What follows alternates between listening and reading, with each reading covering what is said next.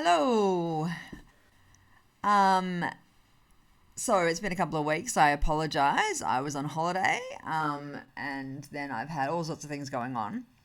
Um, so today's video, I'm going to talk about boundaries. Now, that sounds like such a boring topic, I know, but trust me, please, if you never ever believe another thing that I tell you, believe me when I tell you that having personal boundaries will change your life. It will change your life. This is one of those things that for people who have either never heard of the concept or maybe are familiar with the concept but have never actually bothered to try to take it anywhere, to actually bother to try and learn about what it means or how to implement it. And by the way, it's not easy. It's not difficult to understand. It's not difficult to develop like a sort of a framework for personal boundaries. Sticking to them, that can be difficult. But however, practice makes perfect, and with practice, you'll get better and better, and you will see the rewards, I promise you. So, I'm making this video now because I am somebody who, my entire life, I have overshared. I've overshared about myself, I've overshared my resources, I've overshared my time, I'm just always far too ready to throw all of my energy, effort, and heart as well into helping other people if I think I can. And it has often been to my detriment. That is not to say that we shouldn't, or that there isn't a very, very good, big place for helping people. I mean, that is what I want to do as a profession. And I do want to help people in my daily life. However, the last couple of days, I have been just I've been a complete mess, to be honest. Like, I've been angry, I've been indecisive, I've just been literally just doing laps of my very, very messy house that needs to be cleaned. Failing to do anything really. And I sat down at about 5 o'clock yesterday and thought, okay, come on, like, let's get real here. What's going on? Why are you so angry? You're not I'm not like, I am truly somebody who does not just get angry about things. I'm not someone who, you know, you know, ordinarily like just feels like the world is just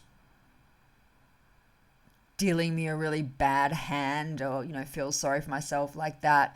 And I'm not usually one either to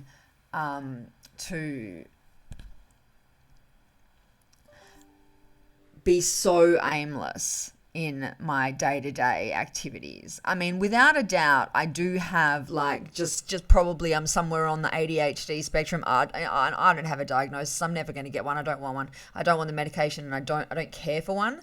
However, some of the characteristics of people that have ADHD, like I definitely embody a number of those characteristics.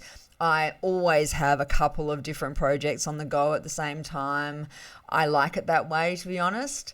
So usually when I'm in a situation like I am at the moment, because it's mid-semester break from uni, where I have a lot of time on my hands, I will dive into my hobbies, and my hobbies have been badly neglected, by the way, throughout, especially the latter portion of last semester at uni. So, so this time when I should be just painting and writing and going to the park and just generally, filling up my creative, filling up my creative cup.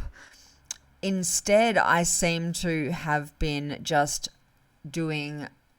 running errands for people, and I'm not talking about about people who are necessarily I'm not talking about people who have like a disability or anything. I'm just talking about friends of mine who maybe just didn't learn to adult very well for whatever reason. And look, I'm not saying that I'm perfect. I mean, I just told you how messy my house is. You can see how messy it is. In fact, that's really bad. I don't want you to see that. Hang on, I'm going to move over here. There are certain aspects of adulting that I'm not very good at either. However, for the main part, I figured out a long time ago how to do this stuff. And the stuff that I don't do now, I mostly don't do because I just don't like doing it very much, and so I'll put it off. Whereas I have some friends who, one way or another, mostly because of relationships, being in long-term relationships their whole life, have gotten into their 40s without certain life skills, And so as their friend, I always want to try and help to put them on the right path and to help them to help themselves. But lately I've been allowing myself to cross a boundary that I didn't expressly have in place before, but I'm realizing now I need, which is the boundary where helping someone to help themselves turns into just plain helping them. Like I said, I'm not dissing on helping people at all. However, grown, full functioning, full adults with the capacity to do things for themselves will always be better served if you help them to help themselves rather than just do things for them. Because if you do things for them, you're just perpetuating the problem that meant that they didn't know how to do whatever it was in the first place, I mean, and when I'm talking about, when I'm saying whatever it was, like I'm talking about everything from looking for a house to using a smartphone to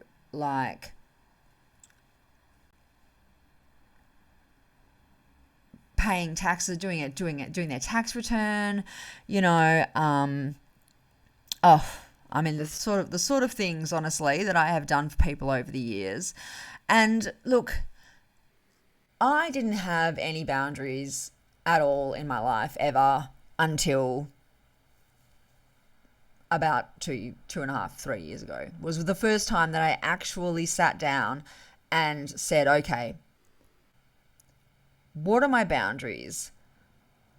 What are gonna be the triggers that are gonna tell me that this person is crossing my boundaries, and then how am I going to respond when that happens, so that I don't just all of a sudden one day, turn into a go from being, Belinda, she's so helpful, to Belinda, she's a complete bitch and won't take my calls. Because I've done that in the past as well. Because, I used to have no concept really of the fact that, that when you help people a lot, when you are somebody who's very generous with your time, very generous with your energy,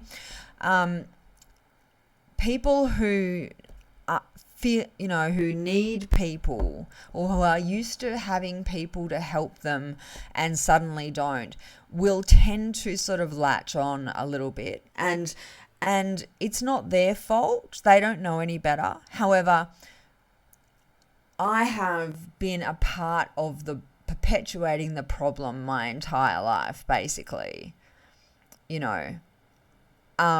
because I would be all, we need to sort this out, and we need to sort that out, and I can help you with that, and da da da da. And then when it got too much, I would just literally block their number and stop talking to them, which is a terrible thing to do to someone, especially someone who is obviously not in the best situation, given that they're asking for all this help in the first place. But I didn't understand that there was a better way. I didn't know how to stand up for myself, number one. I didn't understand what a healthy friendship meant. I didn't understand I didn't understand the concept of that I guess that people need to learn to do things for themselves, whether they like it or not. And that at a certain point, helping becomes enabling. And like a large part of what I was doing was enabling. So anyway, about 2.5 years ago, for the first time ever, I took a course and we were talking about boundaries.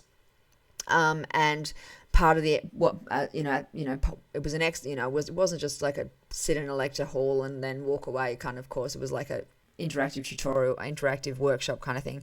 Anyway, so as a part of the workshop, we had to establish boundaries in key relationships. I mean, you can have boundaries, you can have just general boundaries for your life, and a lot of people have those as well. And it's not that I don't have those, it's just that I'm pretty good at making sure that I don't have people in my life that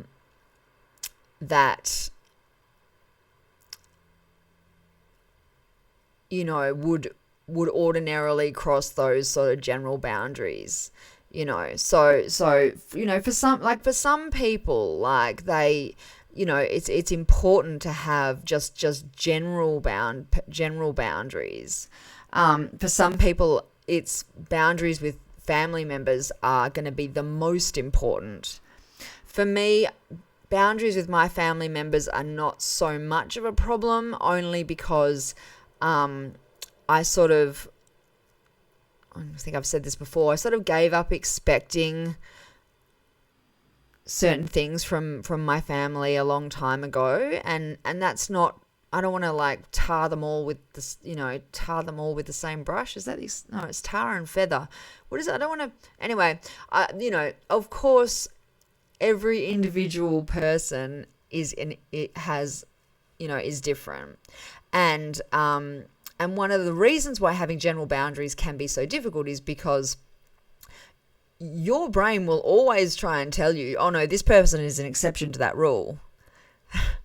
Well, not always, perhaps, but often. I mean, and I know that's the case for me. Like it's like, and if the other person is offered an opportunity to explain why they should be an exception to the rule, well, I mean that's in the past that has just destroyed any chance I had of actually being able to stick with my boundaries, because I'm, especially in intimate relationships, I have tended to be so willing to just hand over all responsibility and, do whatever my partner wanted me to do, which is so unbelievably different to the person that I am when I'm single. It is bewildering. Like, honestly, when I'm single, I am independent. I rarely ask for help. I am one of those people that doesn't like asking for help, but I've learned to ask for help when I needed it, but I don't often need it, because over the years I've had some good stints of being single in between my relationships, and I've just figured shit out for myself. I've just really figured out how to live independently without relying on having a partner in my life. And so I can go from this very strong, independent woman that doesn't need anybody to appearing to just be hopelessly codependent with a partner in the blink of an eye. I have a real problem separating romantic, I guess, entanglement from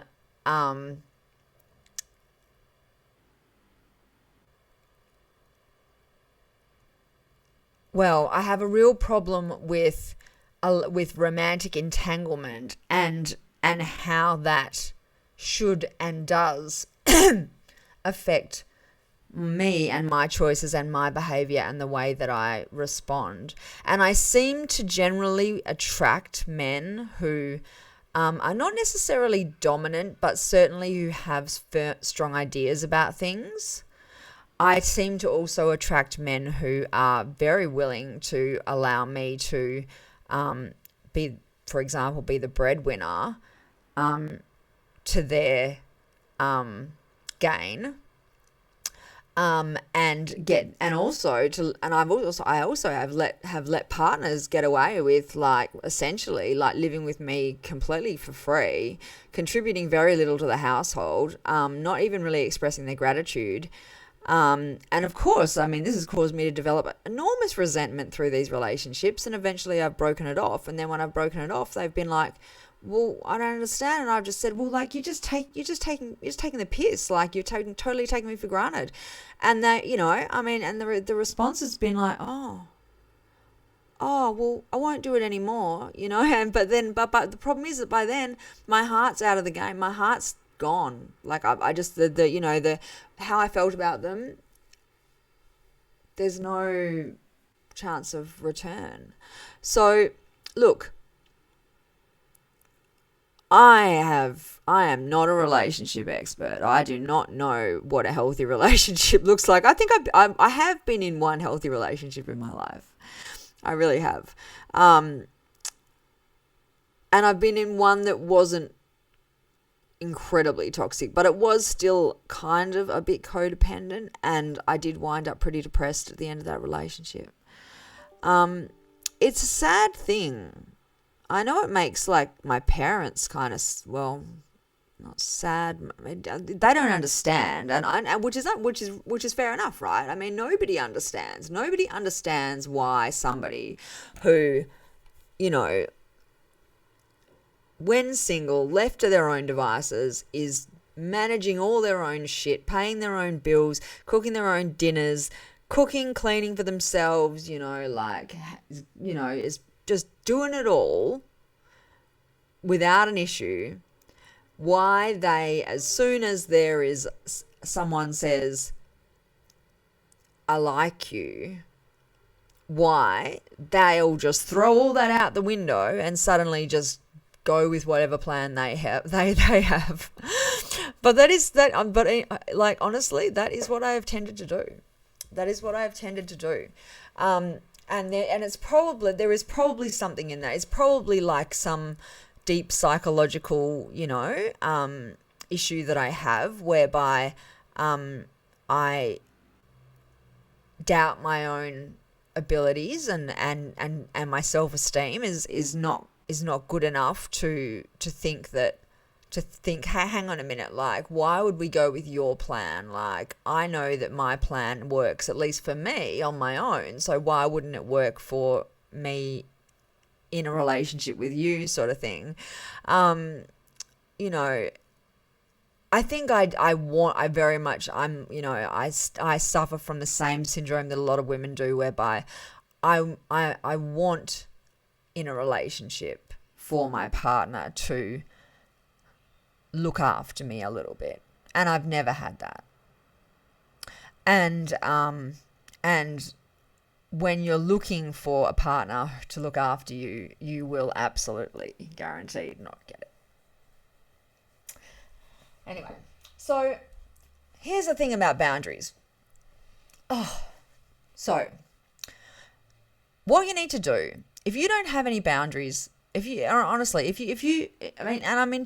with yourself here. Like, some people will tell you that they've got boundaries and they've whatever in their life, But if you actually try to drill down with them, like, what exactly those boundaries are, and like to whom they apply and in what circumstances and how and what all that kind of stuff, they'll be like, oh well, I mean, I just mean I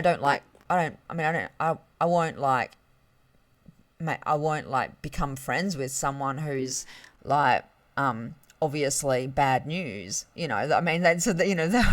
so Right. So that like that's not a boundary. That's not a boundary. Okay. Boundaries are specific.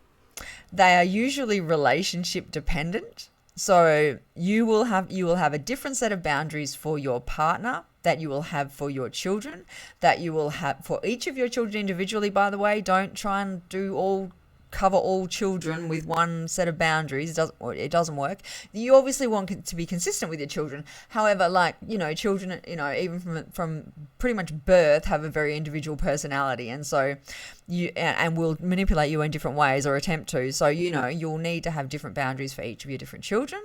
For your mother and father, if they're still alive, or any other relatives that are actively in your life, you will need to have boundaries with your friends. And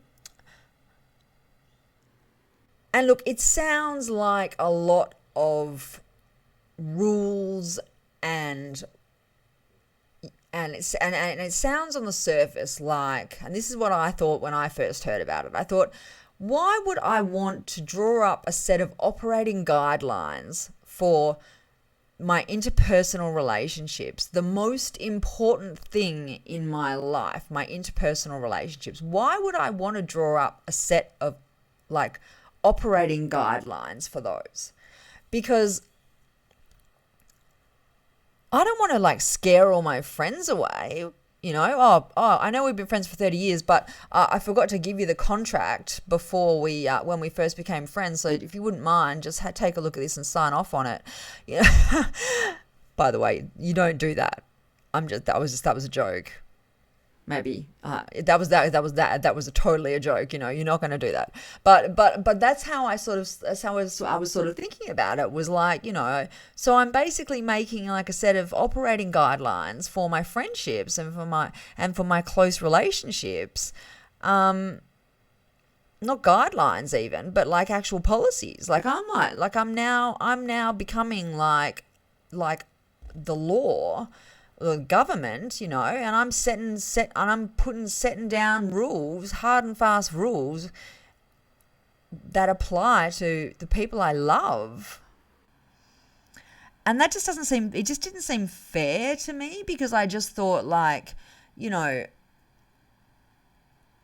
every relationship is different. People different things will happen over time that may cause people to behave or in ways that they wouldn't usually, or, and I just thought, I don't want to become like a cold, callous person that like literally like enters into every relationship with like a clipboard and a checklist, like, just to make sure that, you meet all the requirements, or carries a red flag around with them, like, you know what I mean? Like, it just seemed so clinical. It really seemed so clinical. So I guess I kind of avoided it, even though I had a number of people who were who were third party, and in a position, and didn't have a horse in the race, mention to me that I was lacking boundaries, and that I really needed to think about, like, setting some boundaries with my relationships, because I was clearly being affected by the fact that I just gave anything to anyone, regardless, pretty much, until it got to a point where I couldn't take it anymore, when I would lock my doors, turn off all the lights, pretend I wasn't home, so that when they were knocking on the door, like, I was lying in my bedroom, literally with all the lights off, trying not to make a noise, like, with my phone switched off, in my own house. And these, as an adult and dealing with other adults, like, I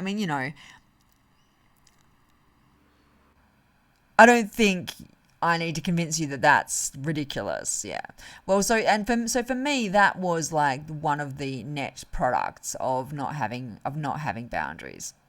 Another of the products of me not having boundaries was I spent 5 years in a domestic violence relationship in an incredibly violent, controlling, abusive in every category relationship. I'm talking financial control. I'm talking coercive control. I'm talking.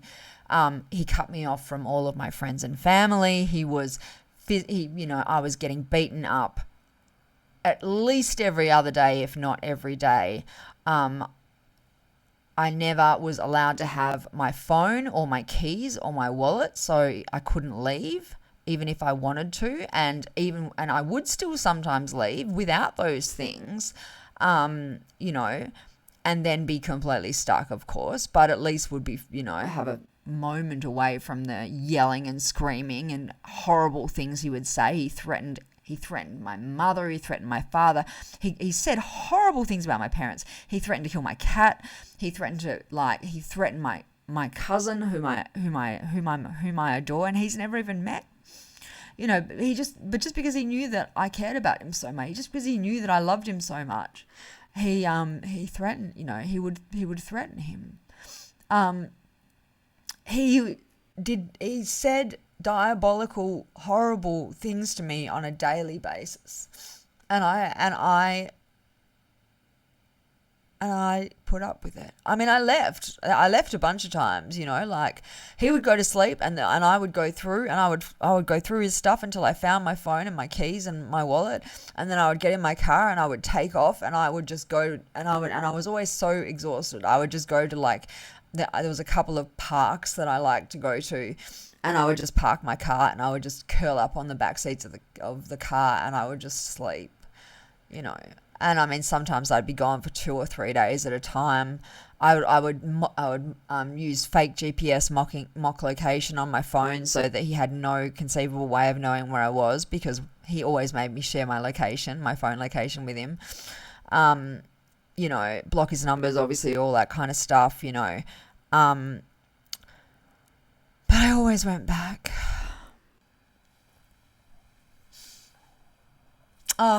Anyway, that's another video for another time. The point that I'm trying to make is that it wasn't until I established boundaries that I was able to break it off with him, because I wrote down these boundaries for our relationship, which at the time was going full steam ahead. And I wrote down a list of red flags, of literal deal breakers, basically. And then I also wrote down a list of ways in which, of points at which I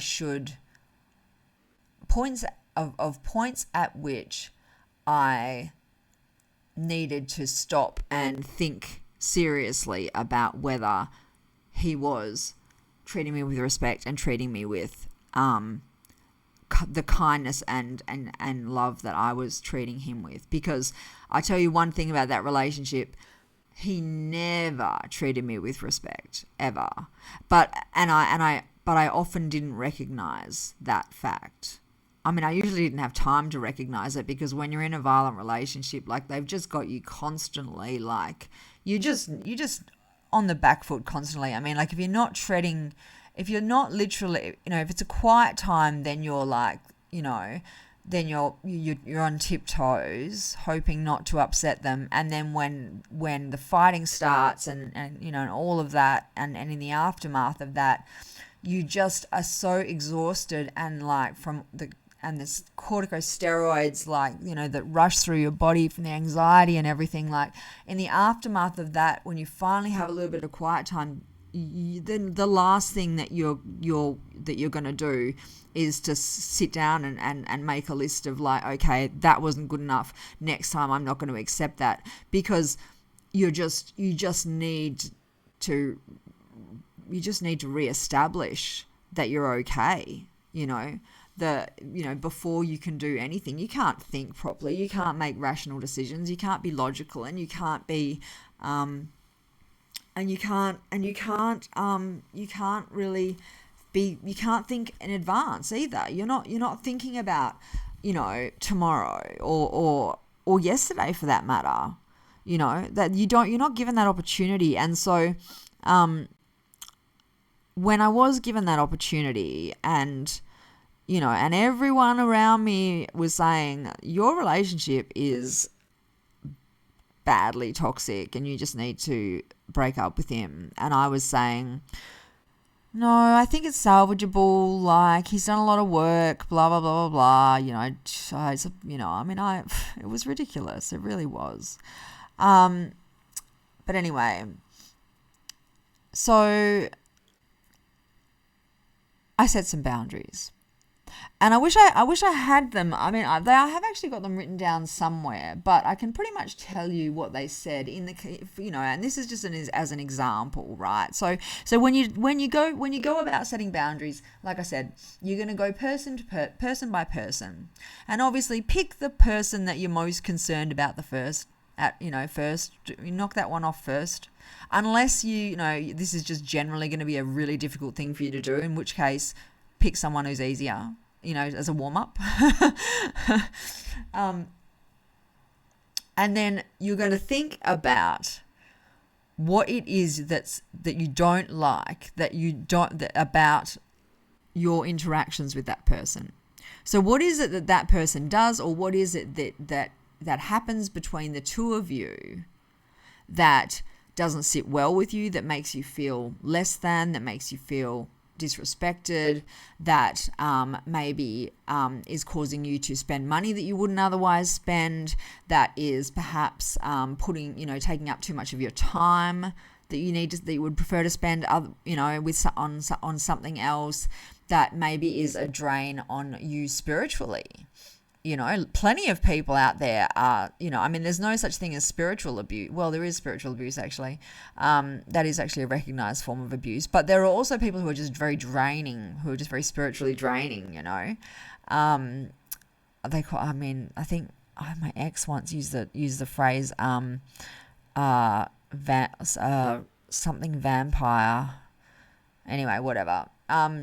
It's not a clinical term, obviously.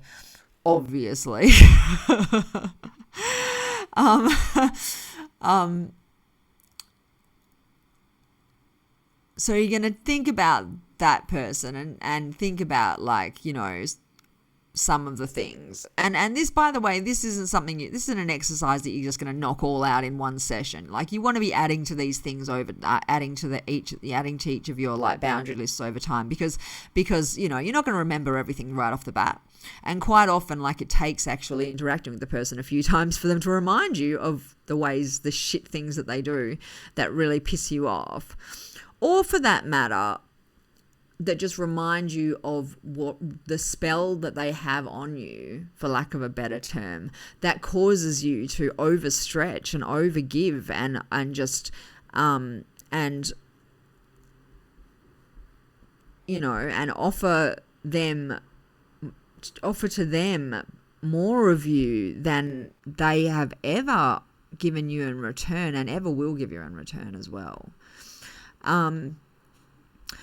So with my ex, the main boundaries that I had were obviously absolutely no physical violence, absolutely no name calling, absolutely no threats of any kind, that I was to always be in possession of my phone, my wallet, my keys. He was not allowed to have a login on my phone, and he was not allowed to check my phone for ever. No maps, no Google Maps sharing. And that stuff sounds pretty basic to anyone who's not in a domestic violence relationship, but it was vital for me, because those were, that stuff that was from the start. He convinced me that I needed to give him open access to my phone, because he'd been cheated on in the past, and so it was hard for him to trust. Blah blah blah blah blah blah. Bleh. What a cocksucker. Anyway, and so then, and also,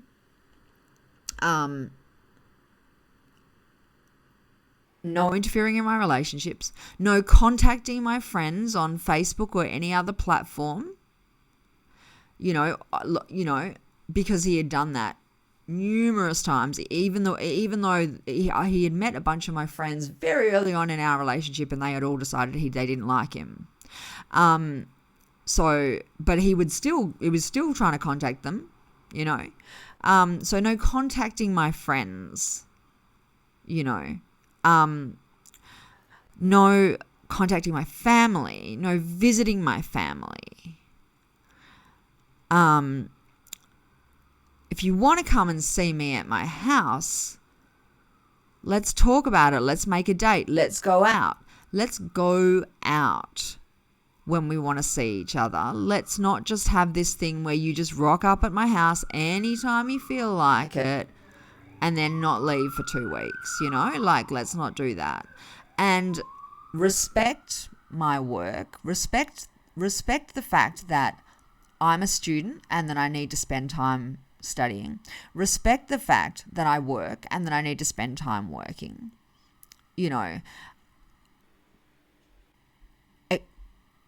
Respect the fact that you're not always going to be my number one priority in that moment. In fact, you're never going to be my number one priority because my number one priority is always going to be me. And that was actually on my boundaries list, in fact, I think I put it at the top of every single list that I made of boundaries was respect the fact that my top priority is myself. And then, there were some there were some smaller things on there, like, if I tell you something about myself that's personal, don't go and tell your sister and your brother and your other sister and your mother and your, and random people, things that I tell you, even if I don't expressly say to you, by the way, don't tell anybody this, this is really personal and confident. Respect the fact that if I've opened up to you about personal stuff, that you don't just go and use that as fodder for gossip or, because you think it's funny, because you think you can turn it into some funny gag or whatever, or, of course, to hurt me, which is the thing you do the most often, but, and also, the past is in the past, mistakes that I've made in the past, I've apologized for. I don't want to have to ever have to apologize again, and I'm going to grant you the same, right? Which is a pretty good deal, to be offering to a man who served 9 months in jail for physically assaulting me. And that was just for the one time that he got caught, to say, I've forgiven you. I'm not going to hold it against you and keep bringing it up and keep expecting you to be sorry over and over and again. But I want the same in return for the mistakes that I've made. It took all of about 24 hours for him to break 3/4 of those boundaries. Well, no, half of them probably. And when I said to him, and each time that he did, each time that he, I'll use the very last one that I gave you as an example, right? Because this is something that he used to do all the time. Anything I ever did wrong in that relationship, I never heard the end of it. Didn't matter how much time had passed. Didn't matter how much I'd apologized, how much effort I'd gone to try and make up for the whatever it was that I'd done. I never heard the end of it. So the first time he said something after I'd established his boundaries, I said to him, "Baby, look, I just want you to know that nothing is going to change how sorry I am for messing up, and for the fact that my actions affected you, and that will hurt me, and I will carry the hurt from that for the rest of my life. However, I have apologized. I've apologized and I've tried to make it up to you, and I'm done apologizing. I'm sorry, and so if you need more apologies from me, I'm sorry, but you're not going to get them. I don't want to hear about this again. I don't want to be expected to be sorry. I don't want to hear you saying things that in an attempt to provoke more apologies from me. And I certainly don't, and I especially don't want you to use things that I've done to try and manipulate me. Because if you do any of that stuff, the relationship's over. And he was kind of like, oh, well, God, I mean, you're such a hypocrite. I mean, as if you don't do that all the time. And I was like, no, I don't do that all the time. I don't do that all the time. Anyway, the relationship didn't end exactly at that point, but it ended about a week later. When I had to say again, like with a number of other things, contacting my friends, I think was one of them.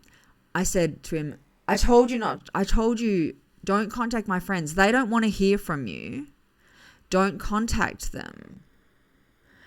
That's not okay. It's not okay with them, and it's not okay with me. My friends are my friends. They're going to continue to be my friends. They're very important to me. I love them, and they are a part of my life. And you are going to have to accept that, and you are going to have to accept that they're a part of my life that does not include you. And if you can't accept that, the relationship's over. Well, once again, grumble, yell, I mean, hopefully you're getting the idea, right? So with him, I had to be very firm. With most people, if it was just with my ordinary friends, I would be much gentler. So the situation that I'm in at the moment, which as I said is what led me to make this video, right? Where I've just been just doing too much for people and just spending too much time, and it's been literally put me in a tailspin. Because I'm an introvert, at least partially, and I need time to myself, but also because as much as I like helping people,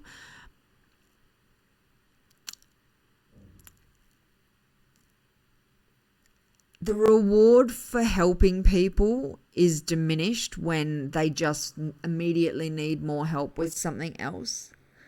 You know what I mean? And so I decided I need to set some new boundaries. And so this is what I'm doing. This is what I'm in the process of doing. I've got a couple of documents open on my computer for the two people who this most applies to, but there are a couple of others as well. And the boundaries are much, and here is where it's a much gentler, much more sort of, I guess, I hope everyday kind of sort of boundaries sort of thing that I'm setting. For example, for example, you are my friend and I'm here to help you, if I can and if I have the energy. However, I need you to try whatever it is that you are asking for my help with. I need you to try and do it yourself before you come to me and ask for help.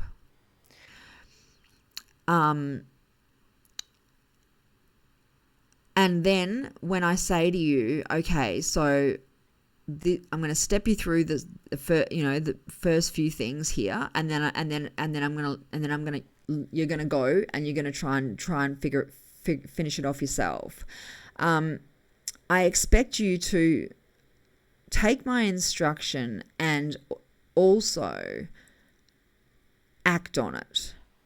Because if you really need the help with this, like, and you're not just really trying to use me to get out of having to do something for yourself, but you actually are genuinely in need of help, then with guided instruction, like, you should be able to go and do it yourself, or at least have a go, because if you don't, then you're never ever going to learn how to do it for yourself. And if you're not interested in learning how to do it for yourself, I'm sorry, but I'm not interested in helping you with it.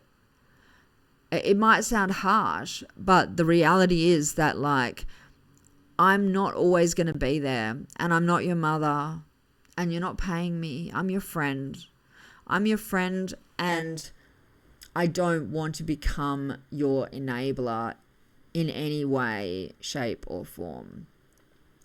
And so how I've said this to one of my friends on the phone last night when I called him up to, because I was, as I said, I was worked into a frenzy. I was really upset. I was crying. I was angry. I was like, I had every emotion under the sun boiling through me, and I was like, and that's just not like me, and I was starting to really be negative. I was starting to say horrible things about myself all the time, like really self-critical, and I've really worked hard to get to a place where I don't do that, where not only just where I don't do that because it's not supposed, it's not a good thing to do, but I don't do it because I don't believe it, but it was, it had been increasing. And so I called my friend last night and I said, hey, listen, like, I know that you know this, but like, I've been helping you out a lot lately, and hear me out, right? I just want you to know, I am in no way withdrawing my friendship. I am in no way withdrawing my desire or my willingness to help you. However, I need to let you know that lately I've been giving to you more than I have to give, and it started to affect me. And so I just really need to put up a few boundaries for myself, personal boundaries for myself, and with you, so that I don't wind up burning out and I don't wind up resenting you, and then I don't wind up just one day just blocking your phone number and never speaking to you again. And you sitting on the other end, like, thinking, oh, but you were like the best friend I had. Like, I want us to be friends, and when it comes to the things that you need, help with, for us to be collaborators. Like, I can lead you, I can point you in the right direction, I can give you, I can give you the ABCs, but you've got to be willing and able, and you've got to show me that you're willing and able to go out and finish the job on your own. I said, because otherwise you'll never learn, and that would make me a really crappy friend. Like, if I just took stuff over for you and just made you dependent on me, and I don't want that, and I know you don't want that either. I know that you don't want to become dependent on me, or maybe you do, but if you do, that's a problem. Didn't actually say that bit about the dependent thing, but I'm kind of ad-libbing a little bit here. Anyway, but no, the conversation went really well. He said, thank you so much. Good on you. I'm really proud of you. You're absolutely right. I have been leaning too hard on you. I don't want to lose our friendship in any way, shape, or form. So you just make sure that you let me know, whenever you're feeling like, it's too much. And I said, well, I will. I said, and please, when I do say, hey, listen, this is just too much for me now. Like, you're really pushing my personal boundaries. I need for you to respond with, of course, of course, absolutely. You just go do you for a bit, you know? I mean, and the good thing is that, like, with the friends that I have now, I know that that is what I'll get back. I know that that's what I'll get back. And if I don't, and if not, well, I mean, then the friendship will have to go on hold for a period of time, because I can't have people in my life that don't treat me with respect and don't respect the fact that, I mean, everybody in your life, everyone in the world should be okay with you putting yourself first all the time. Period. I don't care. I mean, even if people say, "Oh, but what about if you're a mother with a baby?" Like,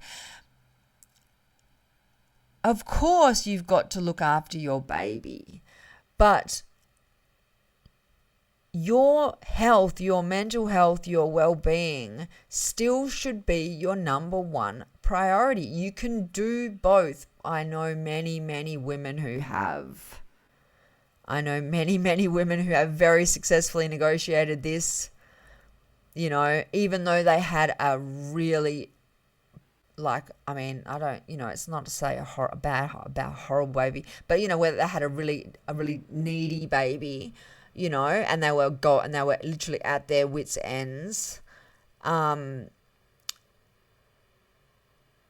It is possible. It is possible. There are no circumstances in this life in which it should be necessary, or it should even be suggested that you make your first priority someone other than yourself. Because if you don't look after you, who's going to? And also, you're only going to be able to be as effective as a mother or a friend or a lover or a worker as you are healthy, So boundaries are all about maintaining your own personal health, your mental well-being, your emotional well-being, your physical well-being. And believe it or not, even though it sounds like, this is the sort of stuff that's going to just really limit the closeness of relationships, and it's going to just really cause you to have, to not be able to get close with people or whatever. That couldn't be it. It's actually the exact opposite. It's actually the exact opposite, because when you have operating guidelines for let's say a friendship, right? Assuming that they're not over the top ridiculous, you must wear all designer labels, or drive a certain car or live in a certain state. Assuming it's not stupid stuff, or you're not expecting too much of them all of a sudden. Assuming that they're reasonable and that they're personal and they're based on you, and assuming that the other person cares about you enough that they don't want to hurt you and that they want to see you well and healthy and that they care about the relationship, then even if you ever have to say, hey, you're pushing my boundary, and talk to them about it, it's not going to change anything. In fact, it'll probably bring you closer. It'll probably actually bring you closer, because that's a moment of vulnerability there, where when you're saying to someone, you're kind of making me feel a little bit overwhelmed, and I value our relationship and I don't want to lose it, but I just can't. I can't continue with this. So I really need you to text me so often, or I need you to not be relying on me, or whatever it might be. It Trust me, they might, even some people may not respond that well straight away. Some people might take take offense, you know, at first. But if they really do care about you, they'll be back. They'll be back. Because how can somebody who really truly cares about you hear you say, hey, listen, I just need to put myself first, and I'm sorry to have to say this, but at the moment, like, certain aspects of our relationship are causing me to, like, let my own self-care slip, and I'm my mental health is going downhill. How can they ever turn around and say, oh, well, if you're not willing to, like, do this stuff for me, then I don't want to have anything to do with you. I mean, if they care about you, then of course, then by saying I'm doing this for me to make me more healthy, they're going to be 1000% on board. It's a pretty good test, actually. It's a pretty good test for relationships. Boundaries will always provide a good test for relationships. I mean, they talk about red flags and stuff, like I just watched this whole Matt Rife. I don't know if you're a fan of if any of you have ever seen Matt Rife. He's an American comedian. He's pretty young, like 28 or something. And he, he's good. Like, he's different. He's really different, because what he does is, like, mostly crowd work. So it's pretty much improv. Anyway, he did a whole show about red flags, because I guess he's mostly on TikTok, which I'm barely on. And I guess, like, he had so many people on TikTok saying like, wanting him to do red flag stuff, because I guess he'd done it at a couple of shows or whatever, where he'd asked the audience, like, what are your red flags in a relationship? Anyway, so he decided to do this whole special, and it's on YouTube anyway. You can check it out. Red flag special. And he does it in Miami. Anyway, and yeah, I mean, look, the concept of red flags is great, but once you are emotionally entangled with someone, it can be very, very hard to not be suckered into explanations around why rules that you may have had, or things that you may have thought were deal breakers, especially people who are abusive and manipulative will have a way to explain, to convince you even, that whilst there's nothing wrong in theory with your rule, it doesn't apply to them.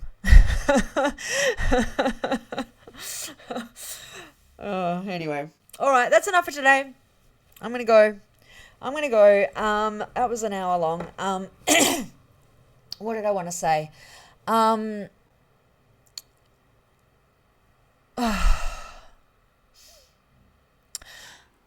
If you like my content, please subscribe. Please comment. I don't really care I don't use notifications, so I'm not going to tell you to do that as well.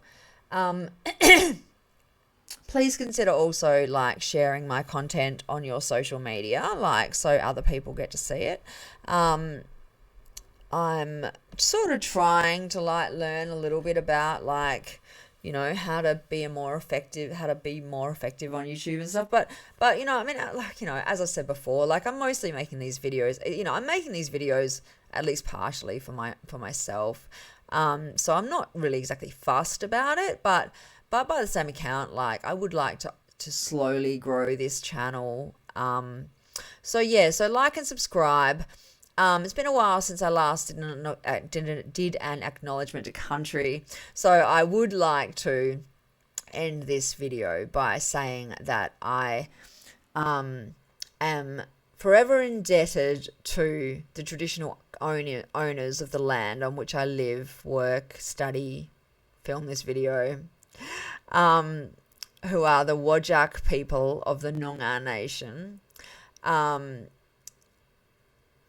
like to thank them for looking after the land for, 10,000 estimated years before colonialism. Apologise to them and let them know that not all of us are happy with the way things are, and that some of us are willing to and actively working to try and improve things for them. I believe in you guys. I believe in your culture. I believe in your philosophy. I think it's fascinating. I think that we could learn, I think that Caucasians could learn so much from Aboriginal culture and Aboriginal philosophy. It's not even funny. And